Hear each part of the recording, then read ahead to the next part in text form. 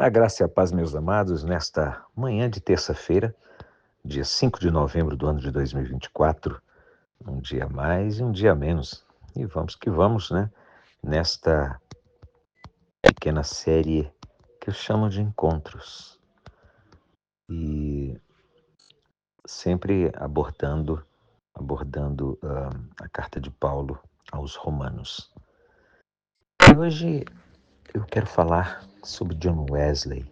Tá?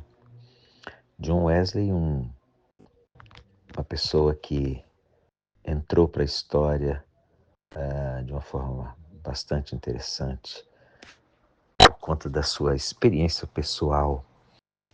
E Wesley, ele já era um cristão comprometido, né? Um ministro ordenado da igreja anglicana, mas mesmo assim, lá na Inglaterra, né?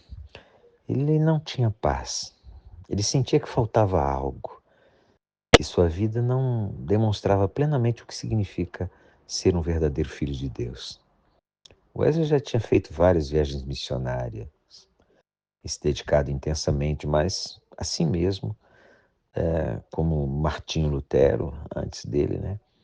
Ele ainda não tinha certeza da sua própria salvação.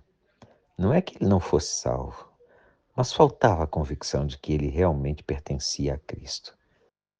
E em 1729, o seu irmão Charles Wesley começou a se reunir com dois estudantes de Oxford em um pequeno grupo conhecido como Holy Bible, ou Clube Santo.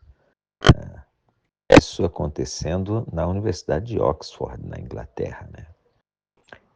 Eles se reuniam regularmente para orar, estudar a Bíblia e encorajar uns aos outros e viver uma fé autêntica. Mais tarde, George Whitefield, que também se tornaria um grande evangelista, juntou-se a eles. Em um dia especial, Wesley escreveu em seu diário sobre um encontro que ele, curiosamente, não queria ir. Ele descreveu que foi muito a contragosto a uma reunião do Clube Santo na Aldersgate Street, na rua, né? Aldersgate. E isso nos faz lembrar, não é? Às vezes, imaginamos que aqueles que se envolvem profundamente com o Evangelho o fazem sempre de forma completamente voluntária e entusiasmada.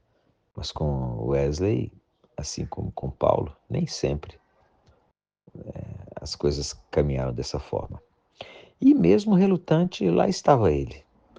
Talvez tenha ido para agradar alguém, ou talvez seu irmão, Charles, tenha insistido, mas ele foi. E naquela reunião eu estava lendo o prefácio, né, de Martinho Lutero ao livro dos Romanos. Conforme a leitura seguia e a doutrina da justificação pela fé, né, que é a essência da mensagem de Romanos, era explicada, algo começou a mudar no coração de Wesley.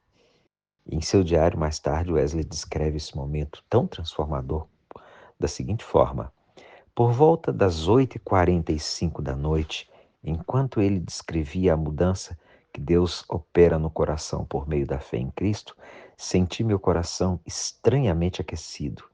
Senti que confiava em Cristo, somente em Cristo, para a minha salvação.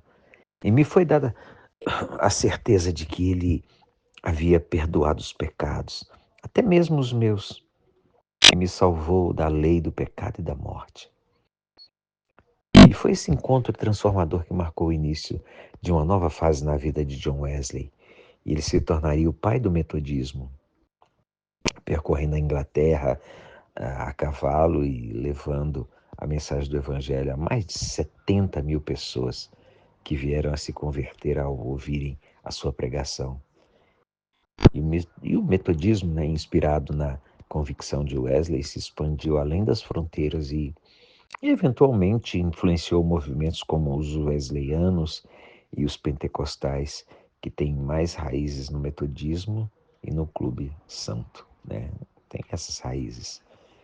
E apesar de tudo isso, começou com Wesley e pensar, perdão, e pensar, né, não apesar, mas e pensar que tudo isso começou com Wesley ouvindo as verdades profundas do livro de Romanos.